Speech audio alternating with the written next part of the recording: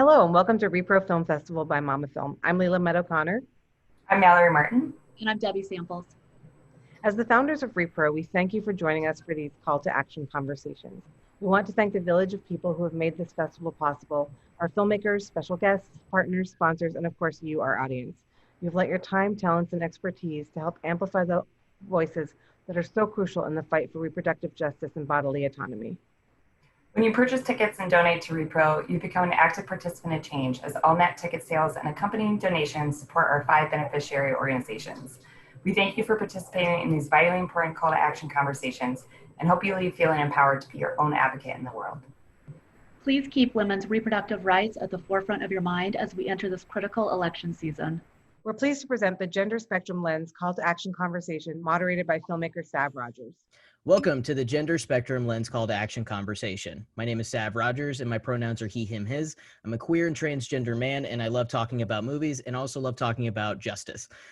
We are going to be focusing on healthcare equity for all genders today and discussions of the films A Normal Girl and Get the Life. I am really excited to introduce our panel and I would love for them to talk a little bit about themselves. Hello, everyone. My name is Saifa Wall. My pronouns are he, him, and his, and I am co-founder of the Intersex Justice Project, which is a grassroots collective dedicated to the end of medically unnecessary and cosmetic surgeries on intersex infants and children. I think also part of our work is to care for the survivors of these harmful interventions.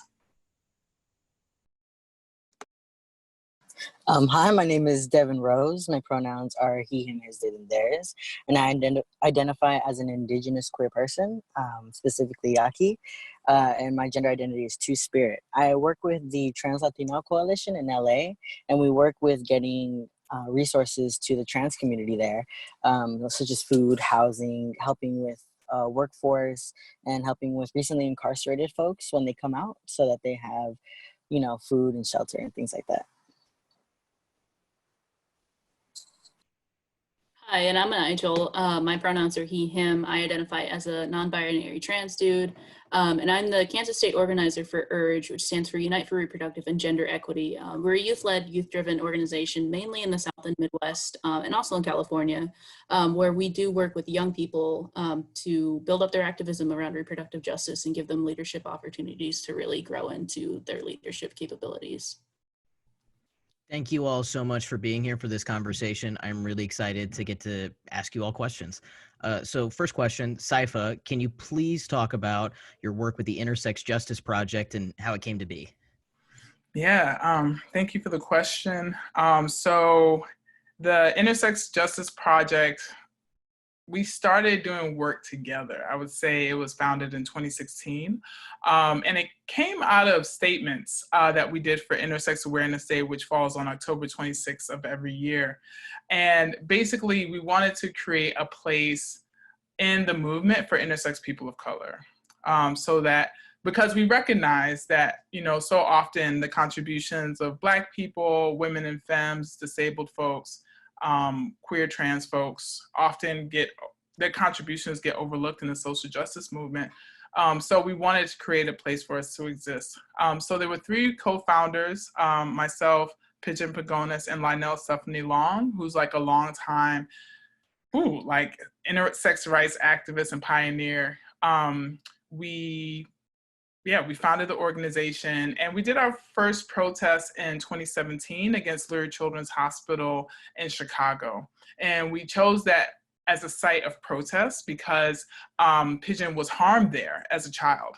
And we felt that if we use direct action, sort of like our predecessors did in October 1996, when Hermaphrodites with Attitude and Transsexual Menace protested the American Academy of Pediatrics conference in Boston, we wanted to revive that tradition. And we believed that if we put enough pressure on the hospital, that we could actually get that hospital to buckle, and that win would serve as a template for other hospitals to do the same. And, we were able to realize part of that vision, but yeah, the work still continues. So that's IJP. Thank you. This work is incredible. And when I saw a normal girl at the American Pavilion Emerging Filmmaker Showcase in Cannes last year, my eyes were open to the work that you were all doing. And to see the difference between then and now, and the all of the accomplishments that y'all have been able to make in the last even just a year, it's incredible. And I'm really excited to dive into that more later in this conversation. So, Devan, how did you get involved with your film, Get the Life? And what was that experience like for you? Sure. I was I'm an actor, and I was doing a play. Ooh, I'm trying to figure out which one. I was doing a play in LA, and then one of the directors had seen me in a short film, and another, I think it was the writer who had seen me in the play. And so they both really liked my work, and so they were like, "Oh, we have this role for you, and it's a trans masculine person." And yeah, I auditioned for it, and it was I had to do like a read with the other person that they wanted to play as my partner, and it was really dope. And so that's how they found me. But yes. I love that you also are able to couple, your activism with your acting in a way. Do is that intentional on your part? Oh, always. I think when I started acting, I was getting cast in like as like butch lesbian roles, and then I started getting cast in trans masculine roles, and so I was just kind of like, oh, okay. So through this film and through other roles, I was finding my own identity. I was able to really like, oh, I have to be this kid who's transitioning. Okay, let me try and do this. And then I was like, oh my gosh, I think I really do want to transition. And so it kind of like opened that up of like, yeah, this is okay. Like this is gonna be my story too. So through each of the things, yeah, each of my pieces that I've done, or the films that I've done, I think I found like an, I guess like an okay to go on and do this, and this is my story, which is really dope. But the activism came when I don't know.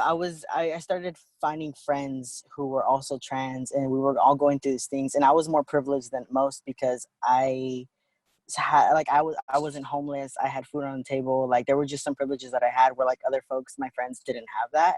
And so I was like, I really need to advocate more for my community. And I was already doing work with the California Conference for Equality and Justice. We take high schoolers up to a camp, and we talk to them about like systems of oppression, and we talk to them about what they can do to fight that or how they can recognize it in their lives. And so I was already like starting to do work, but for me, it wasn't anything serious until I came out as trans, and I was like, okay, I really want to help my community, so this is how I can do it. So I took more of a serious lead on that and started projects, started talking about my story. And also I'm a writer, so I wrote plays and I wrote films and stuff that got produced, so that I could tell these stories, and so that trans, non-binary, intersex, two-spirit, indigenous folks, specifically indigenous folks, could have a platform to say their stories and say their pieces. That is absolutely incredible. As somebody who also found their identities through the power of movie making in film, that resonates highly with me, and I loved hearing that. Thank you for sharing that. Now, Nigel, being from Kansas also, I have an immense amount of respect for your activism here. And I feel like, it would have been a lot easier for me growing up in Kansas had I known people like you. So I was wondering if you could talk about some of the challenges influencing systemic change in a state like Kansas. I know you've lived a lot of different places, so I kind of wonder how that compares for you. Yeah, I mean, I can start with talking about like where I'm from to give a little bit of context from my perspective. So I was born in Las Vegas, and then my family, before I can remember living in Las Vegas, moved to Southern California. And then we lived there until I was 9, until we moved to Kansas. And then we lived in a couple of rural towns before ending up settling in Wichita. So for me, I had always been a very outspoken person. So like, coming to it, it was like really living in small towns. So it really like galvanized me in a way for like certain social justice issues, because there's just so much of a culture to push back against. And that's really where a lot of, at least in Kansas, a lot of the systemic issues come from: a culture of white supremacy, a culture of binary gender enforcement and things like that. So that's where a lot of the systemic issues that I see come from, is a lot of cultural work. And that's kind of where URGE does a lot of our work, is through cultural organizing. We do have some programs like Advocacy Day where we bring people to the State House to advocate on certain bills. But on campus, we do a lot of culture shift work. And most notably, we have our abortion positive tour, which is, the whole idea is to change the storyline that we hear about abortions. So when we hear about young people having abortions, commonly the storyline is like, oh, a teenage girl is so shameful, like disappointing her father, the family's so upset. When in reality, we know that's not really the truth. A lot of people feel very relieved after having their abortion, and it's one of the more positive decisions that they get to make for themselves. And for young people, a lot of times it's the first time they have full agency over their body and their bodily autonomy. So it can be a really powerful thing. So that's where we do a lot of our culture shift work. I mean, that's fantastic. You know, it wasn't until meeting folks like all of you as an adult that I kind of was able to unlearn a lot of the, I guess, propaganda that I felt was really pushed at me as a teenager growing up in suburban Kansas. So, you know, thank you again for the work that you're doing. And so this is a question for everybody on the panel. As a transgender man myself, I feel a ton of frustration navigating the American healthcare system to get adequate care. What are some basic things that healthcare providers can do to make it easier for intersex and transgender patients? We can start with anybody. Well, I'll start. Unless Devan, you want to start? No, go ahead. You're good. I think, I think part of the contradiction that we raised when we were fighting against Lurie Children's Hospital is that they had a gender identity clinic, but yet we're continuing to do these harmful interventions on intersex folks. And I think what often happens is that for intersex people with particular variations, they are subject to harmful interventions on their genitals or their sort of reproductive tissue, like their testes or ovaries or oval testes. And there isn't any sort of long-term follow-up care, and I think a lot of medical providers that I've been to, whenever I disclose that I have an intersex variation, and I want to be very clear, is that intersex variations, there are at least 35 documented intersex variations, and intersex variations are very common, some people like to use the, analogy, common as red hair or common as twins, so these intersex variations are not rare. But whenever I go to see a medical provider and I disclose that I'm intersex, they're just like, wow, I think I read like a chapter on that in medical school. And I'm like, oh my God, So I think part of it is that, as activists, we are fighting for consent.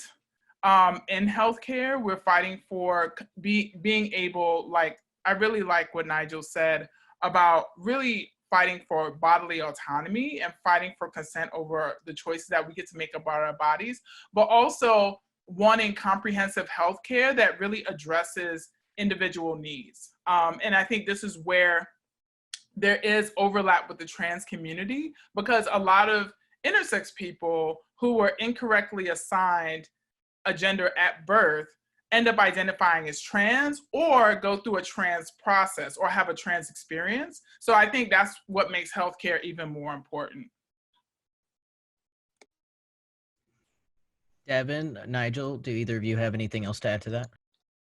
Yeah, well, I was just gonna say that I think, like, so for me, personally, I go through Kaiser, and so for me, I know it's very frustrating because although Kaiser does its best to call you by the name that is on the that you put instead of like your birth name, although they try to be as friendly as they can, there are just things like the surgeries aren't always right, or like it seems like when you talk to your doctors, they don't always know, just like Saya was saying, and so it's just kind of like.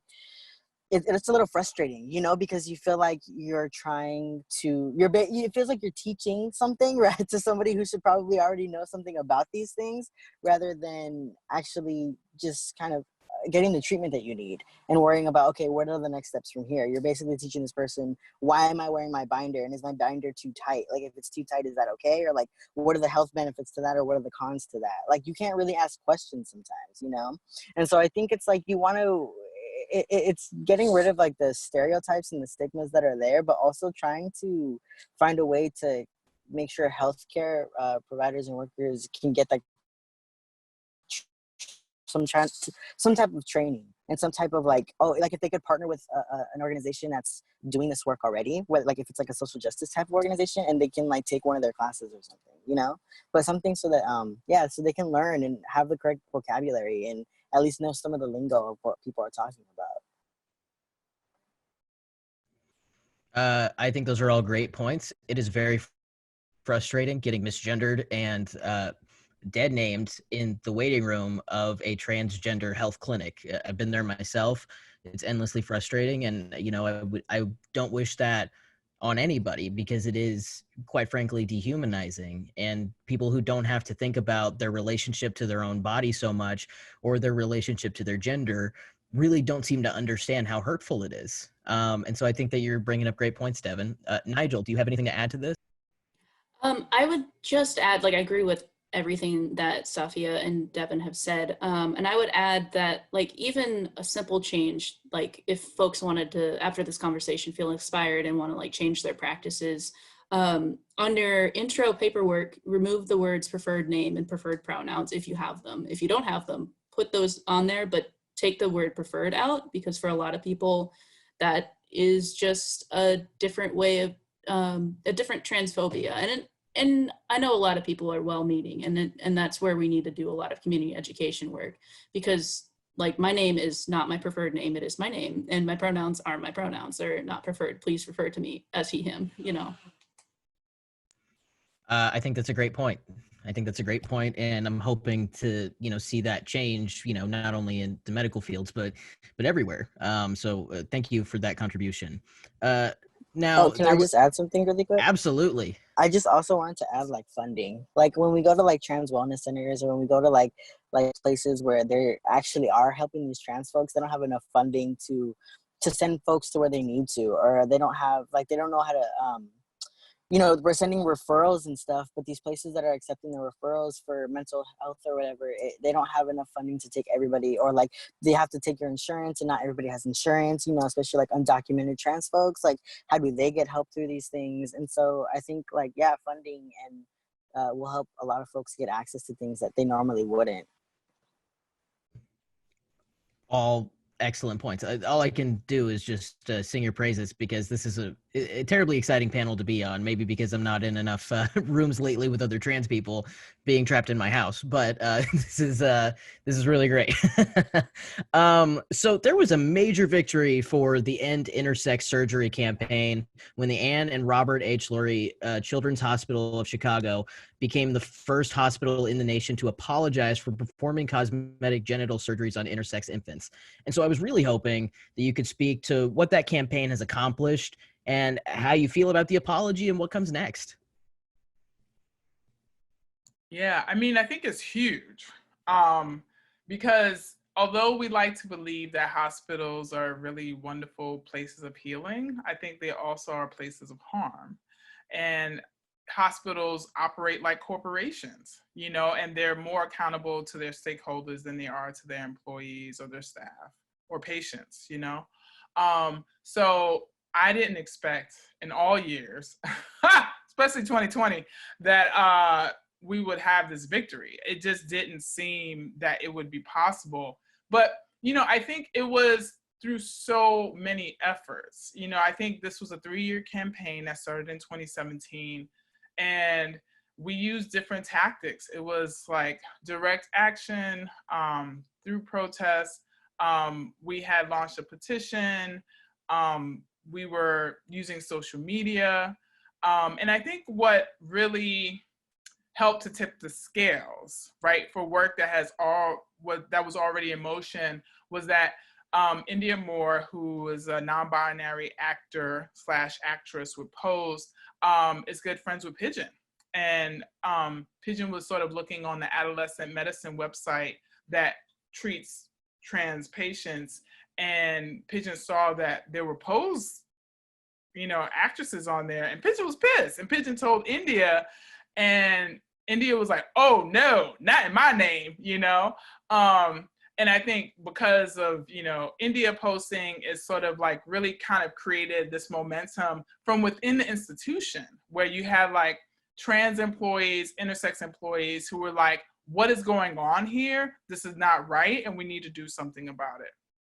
So I think that really speaks to sort of like coalitions between like queer, trans, and intersex folks that made this victory possible, right? As well as the state representative of Illinois sort of getting involved, Kelly Cassidy, and other state reps really demanding some answers from Lurie. So I think we were really sort of like hitting them from all angles. Because again, these corporations are not just gonna bend to the whim of activists. They're just not, right? It's just like they have to be pressured, they have to be shamed, they have to be guilted.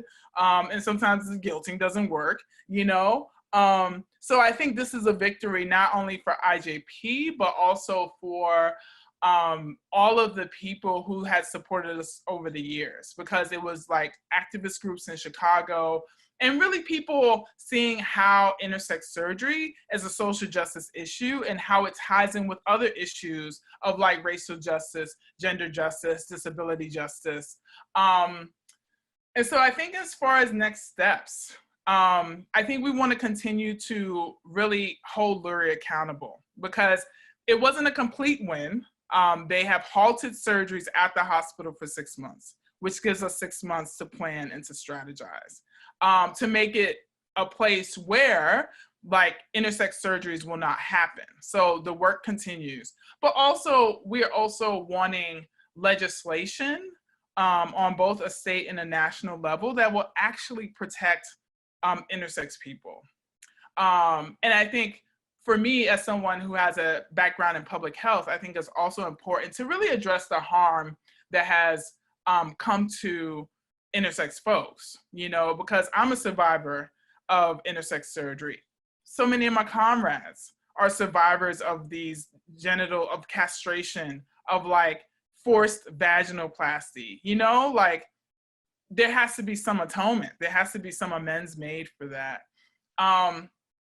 So, I think hopefully, we'll put pressure on other hospitals like New York Presbyterian hospitals, as well as these centers of excellence that exist where intersex children are being harmed in our country. So we'll see, but this definitely gives us momentum to keep fighting for change. A quick follow-up question. What does atonement look like to you or other activists? And does that include reparations? Yeah. I want to speak for myself. I don't want to speak for all activists. I don't even want to speak for all intersex people, right? Because I think we have different experiences within the medical establishment. I think people enter in different ways.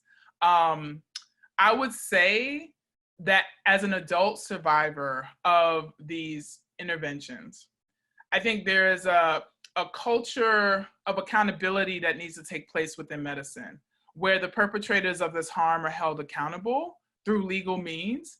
And I also feel that the people who are survivors should be entitled to medical care, free medical care, monetary compensation. I think there needs to be some restitution for the ongoing trauma that people live with, right? If the medical establishment can put money behind defeating measures like they did in California with SB 201, that was legislation that would have offered protection for intersex children in California, that was defeated by the California Medical Association. If they can put that money toward a fund for intersex people who have been harmed, what would care look like? What would justice look like? So I think for me, that's what I'm interested in fighting for. Thank you, Saifa, for your very thorough response. I sincerely appreciate it. Now, Devan, your work in Get the Life was very touching. As a trans guy, it was a little bit haunting for me because I can't imagine being in that position as a person and feeling that devastated.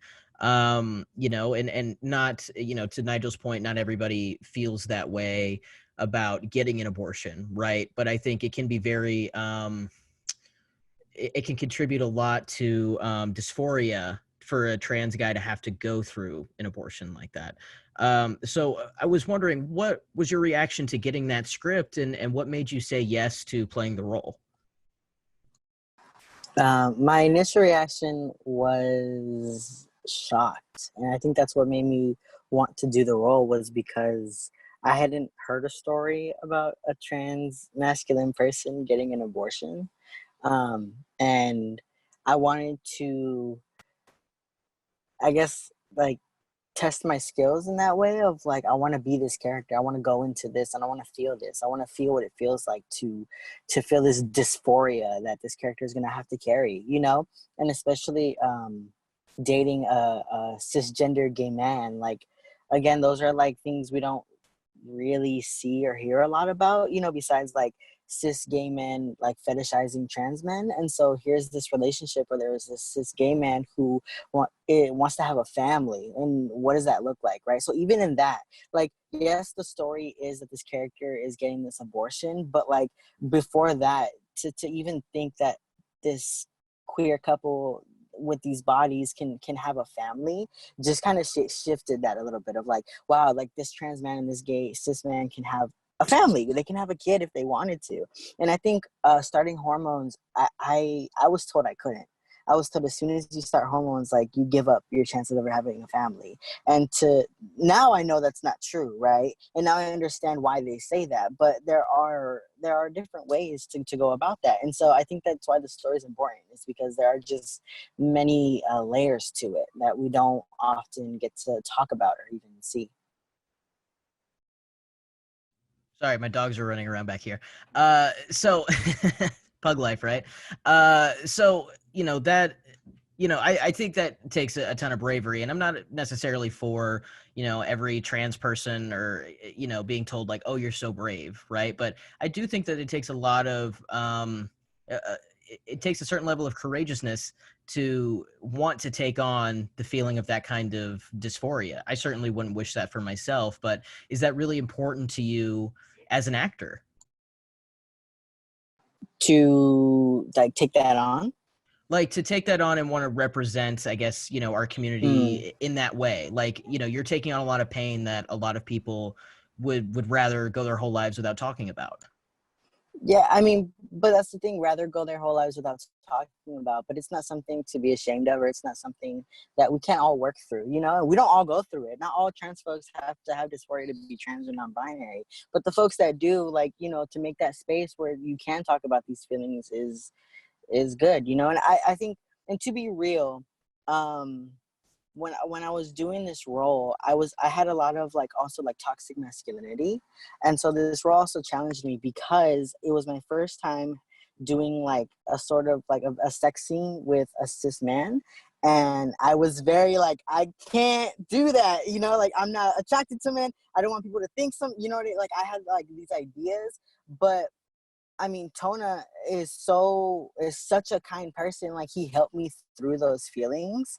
And I was just kind of like, okay, cool. And afterwards I got to really channel that of like, what's going on. And now I identify as queer because I'm attracted to most folks. But I think when you're becoming a trans man, you want to be as masculine as possible. You know, you want to pass and you want to be with the guys, and you start taking on the misogyny of it all. And you know what I mean? You start taking these things on, and you don't really know how to pick out the toxic parts of you just yet, you know, until you're in the world. And as I became into the world of when I came into the world with all these cis men, I was like, oh, I don't like this. And so that's what part of this role helped with me also, is that there were parts of me that I didn't like. And yeah, and so it was interesting to work through not only the character's dysphoria, but my own uncomfortability and my own thoughts. Thank you for sharing that. One last question about the film for you, Devan. The last shot lingering on your character's face after he's received his abortion. What does that shot mean to you? What do you think the character's thinking, and, you know, what responses have you gotten from that?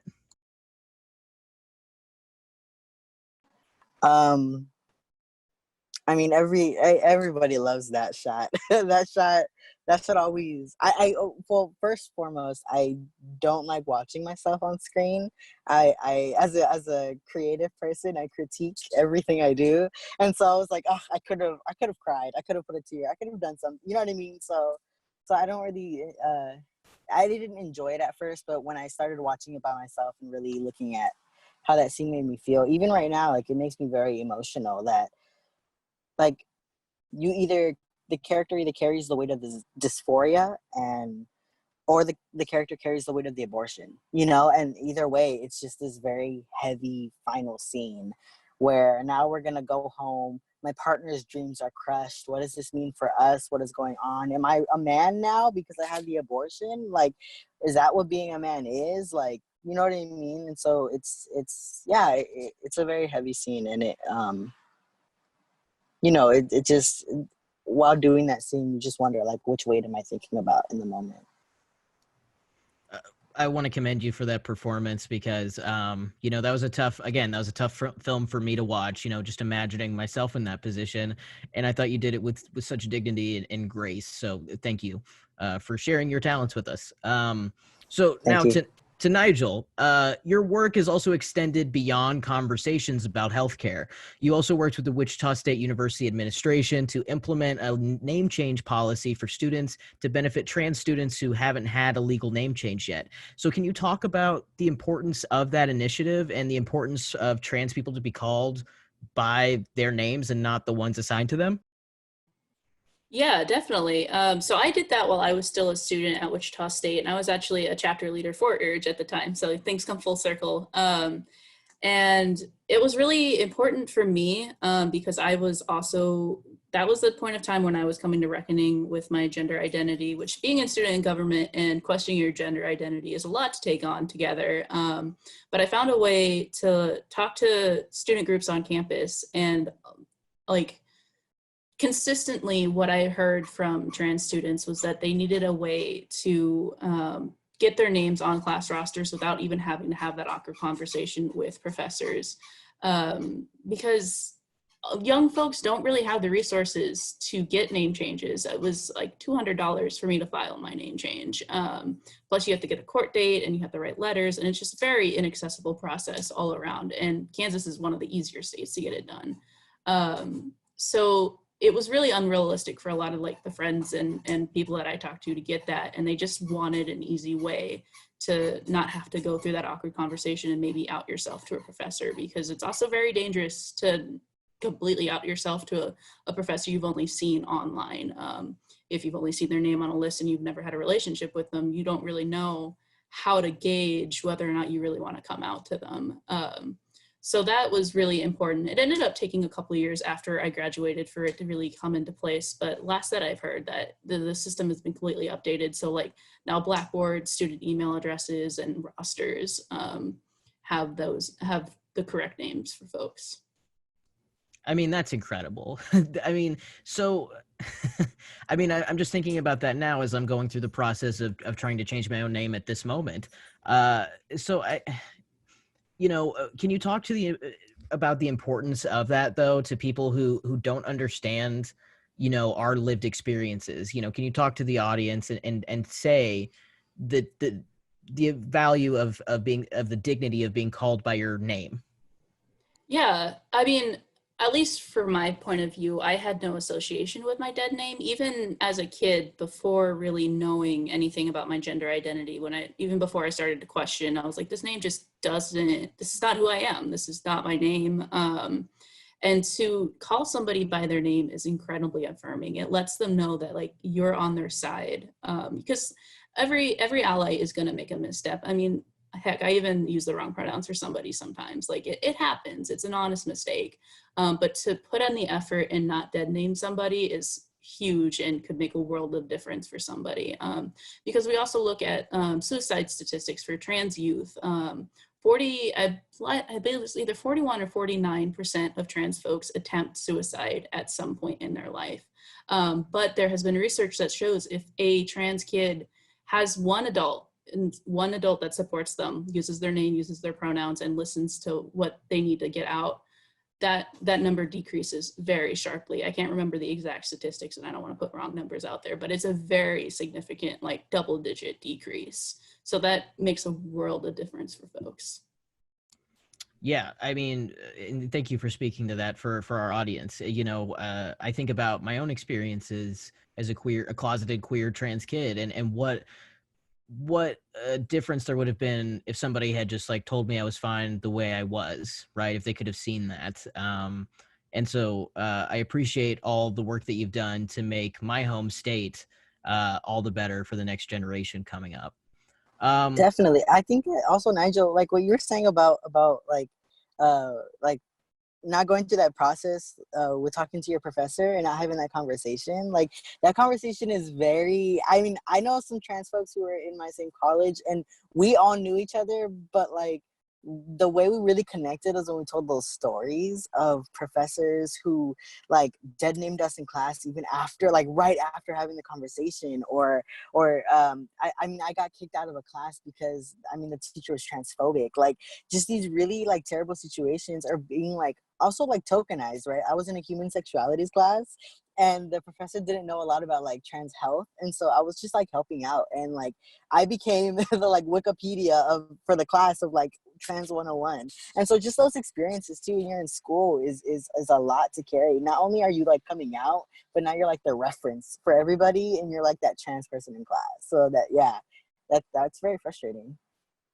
Yeah, and I think having those conversations, like you mentioned, between trans folks, like that's a survivor tactic for us, because sometimes if you have a conversation about your experience with a professor, the other person's not going to take that class because it is quite literally not safe to take that class.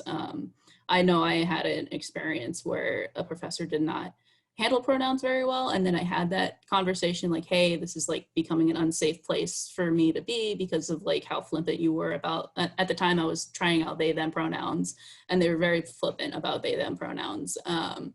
And they just came back ultra defensive. And like immediately after that, I told everybody I knew what they them pronouns, like don't take this class with this GTA because it's not worth it, not worth the effort, because classes are already a lot. And then you add in that extra layer of like dysphoria and stuff. And it can get to a point where you don't want to show up to class.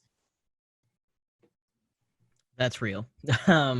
So before I ask my final question, do you guys have any questions for each other? I mean, I love that this is a forum where we can all connect, and you know, despite being in geographically very different locations, you know, I think that's the beauty of these virtual festivals, is that we don't all have to have, you know, broken the bank to get to a certain city to be able to connect. So, you know, before I wrap up with my questions, do you guys have questions for each other or comments or anything like that? It's okay if you don't. All right, I'll take that as, oh, I Devan. have one. Sorry. Yeah. No, just really quick for Saifa. You said intersex variations. Just from my understanding, does that mean you said there were 35? Does that mean like there are that intersex folks? There's not just like the binary where it's like you either have like these or these. It's like there are different, like your body is just, there are different like ways that it could be. Yeah. I mean, Okay. I know I've been getting in trouble lately with some other activists, but there's a lot of folks, a lot of women have PCOS, which is polycystic ovarian syndrome. And I've been having conversations and I've been doing some research, and no one knows why PCOS happens, but it just happens, right? And I feel like a lot of intersex variations just happen. So I was just like, what if PCOS is an intersex variation, right? And I think some people, when they think about it, like I've talked to queer folks who have PCOS and they're just like, whoa, like their trips to the doctor, doctors prescribing hormones to try to make them look feminine, having excess body hair, facial hair, some people losing hair, you know? Because I think what happens is that the people who are medicalized and who are harmed are the people who are legible, right, as intersex. So they either have some hormonal variation, some genital variation, where doctors are like, this is different, right? But the thing about it is we don't really know who's intersex and who's not, right? Because I know I've been sexually active. I'm pretty sure y'all have, shout out to, folks who are asexual, got to give them love too. But if we've been with different people, we know that bodies are different, and we don't really know who's intersex. Just like we don't really know who's trans. Like they try to have like these numbers, they try to quantify numbers, just like they did with gays and lesbians back in the day, right? According to Kinsey, it was like 10%, right? But it seems like everyone's a little queer in some way, right? And so the way I like to think about it is just like, I feel like as human beings, or like our bodies are so diverse, even people who are like typically male or female, we don't know what their chromosomes look like. We don't know how their hormones look like, So I feel like trans folks, the reason why I always throw down for trans folks, I'm a trans experience myself, is that trans folks remind us that gender is not fixed. Gender changes, right? Regardless of someone's biological sex, right? Or how they were assigned at birth. And I think intersex really disrupts like what we believe about biological sex, right? That it's not fixed either, right? And that we are just like flowers out here, just looking all kinds different, smelling kind of different, you know what I'm saying? So I feel like with intersex, there's just like a lot of possibility that remains to be discovered. Yeah, because it reminded me of I guess this would be a variation, but there's this indigenous group of folks, I don't remember where, but they're called like Guevadoches. Yes, Guevadoches in the Dominican Republic. Yes, in the Dominican Republic, and they're born female, but then during or after puberty, their bodies naturally transition to male-bodied folks. Yeah. And some folks are down and some folks are not. But like and they're one of the only indigenous groups where that naturally happens to their bodies. And so I thought that was so now I understand that could be a variation of it. That would be an interesting variation. Yeah, it's a total it's called 5-alpha reductase deficiency. Which means that I think that particular variation, they are sensitive to testosterone, but not DHT. And DHT is responsible for a lot of the secondary sex characteristics, like having the deeper voice, facial hair, So they look typically like girls at birth. They may be a little bit bigger, who knows? But then at 12, which is like, I think Guevadoche is like penis at 12 or eggs at 12 or something, then they start to develop as male.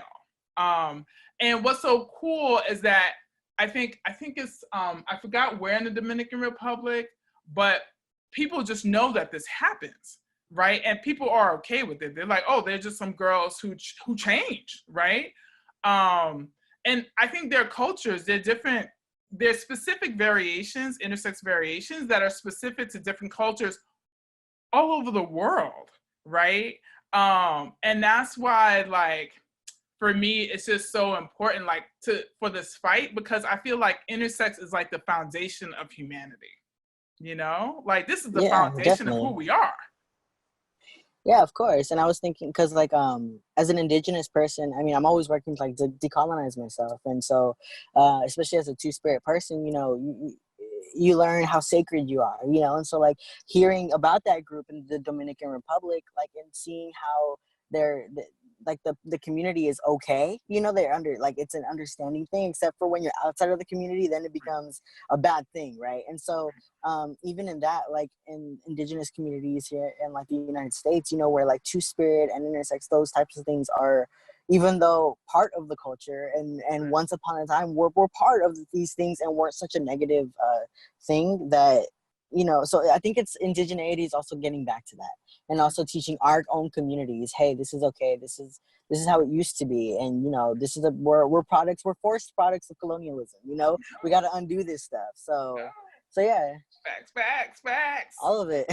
No, facts, those are facts. This is an amazing conversation. So we've just hit the 45-minute mark, so I want to wrap it up to be courteous to all of your times.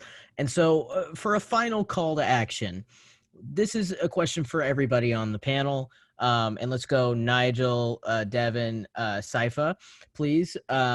What can we do to affect change for intersex and transgender people? What organizations can we support? And how can we become healthcare advocates in our own communities? Nigel, let's start with you. That's a big question. I'm trying to like pare down and answer. And feel free to answer any one part of that if you don't have an answer for another part. But just off the, what can we do to be supportive and make this healthcare system easier and more accessible for trans and intersex people? Yeah, I mean, continue the conversation, especially if you're a healthcare professional watching this. Continue the conversation with your colleagues. And I would challenge the medical community that has already been doing a lot of the like educational work with their folks is to take it to the next level. What that look like can totally be up to the person, but I know I've been to a few trainings for doctors, and they're very intro level things where they go over things like suicide statistics and things like that, but then that tends to be a one-off thing that a lot of doctors go through. So if there's a way for any medical professional to like really start to influence change for like the academic side where people are starting to get their training, like I think that's where a lot of the big changes within the system are really going to happen, is going to be that education of doctors before they're even doctors. Devan, how about you? Yeah, can you repeat the question just one more time? Absolutely. So what can we do to affect change for intersex and transgender people within the healthcare communities? And what can we do to make their lives easier? And are there organizations that we can be supporting either with, volunteering or our dollars? Sure. So I think this is a good start, is having these conversations with folks in the community who are doing the work and who have done the work, so that you have a intro level of like, okay, this is somebody I can look up, right? This is somebody I can Google, or they're part of an organization I can Google, so I can look up how I can support. So I think like if you wanting to be an advocate, you want to put yourself in those spaces, and even if you are in those spaces, I think for me, it's always about reaching out to folks beyond my community. I know it's one thing to get to my community and help them, but the real power, to be real, lies in the people who have the privilege, right? And so I think for me, I'm down to have those difficult conversations with these people who have the privilege to make these policies, who have the privilege to do these things, to change these things as well, so that we don't have, it's not such a difficult fight. But also, like for example, Trans Latino Coalition, we're doing right now. We're trying to pass the AB 2218, I think it is, and so it's to get funding for trans folks, and so that we could put it's a grant, so that we could put this grant towards trans-led organizations, so that they can really help the trans people and the trans community get healthcare and whatever they need. And so that's one thing that we're trying to push. And we need people calling in. We need people, signing ballots. We need people doing things. And so, so I think like that's one thing folks can do. But yeah, I think I answered the question though. I think you did too. Cool. Thanks. Saifa, how about you? Yeah, I feel like this moment, this year, this moment, I think it really requires us to organize in our own lanes, right? Like, I think it requires people to know where their lane is and really affect change in their community, like in their profession, on their job. Get your folks. Like, I think, especially this is an election year, COVID is still raging. We got all the things going on. So I think it really requires people to know who their folks are. So I think as far as like intersex justice, if we frame it like an intersex justice issue, I think it's really important. Nigel, it's interesting that you work for URGE, because I live in Atlanta, and Eshe, who used to organize with URGE, I know Eshe and familiar with URGE. I'm also familiar with the Trans Latina Coalition because I used to live in California. And I did some HIV/AIDS research. So, I think intersex justice is a reproductive justice issue, but so often, intersex justice gets left out of the conversation, right? And this is like, if that's not a RJ issue, I don't know what is, right? So like, how can people really open up spaces to really kind of offer like support and share resources, and also like really be in coalition, because I think IJP really tries to be in coalition with different groups across different movements, you know? So in thinking about different organizations to support, shameless plug for the Intersex Justice Project. And also there are other organizations in the US, such as the Houston Intersex Society, which does really good work, as well as Interact Advocates for Youth, which is a national policy, it's a legal and policy organization that advocates for intersex young people. So, you know, that's the work. You know, intersex organizing is still underfunded in the US as well as globally. And I think we've been able to do really great things despite that. But yeah, I mean, I think this is our moment to emerge and to shine. So definitely we need to keep those conversations live. And, you know, thank you for allowing me to be part of this one. Definitely. I think like also like with social media and things like what we're doing right now, like you're right, like community, right? We need to like get our people. And I think right now what we have the time to reflect and to do these things, that's what we're doing, you know? Like I think right now is more of the time of social justice than I've seen before. You know, we only have time to stay at home and read these articles and read these books and really understand this knowledge. And if we're really about it, be about it, you know? And so like I think, yeah, you're right. The time is now, if anything, that we have this time to do that. Because our liberation is not going to come with the next presidential candidate. It's not, you know, like we need to continue to organize and take care of our folks. Thank you all so much for participating in this panel discussion today. I have learned so much from all of you, and I am immensely grateful that I got to moderate this conversation. For those watching at home, please check the description of this video so that you can support all of these fine people in their organizations and the work that they're doing. And please go out there, please vote, please get involved with a nonprofit that, you know, reflects the values of these organizations. Please get directly involved with the organizations that our panelists have talked about. And please use your voice to help, you know, trans and intersex folks and to be advocates for us, because, you know, we need your support too. And so I'm immensely grateful to have been part of this conversation. And thank you so much for joining us. I'm Sav Rodgers, and thank you for being a part of this rePRO Film Festival conversation. Have a good one.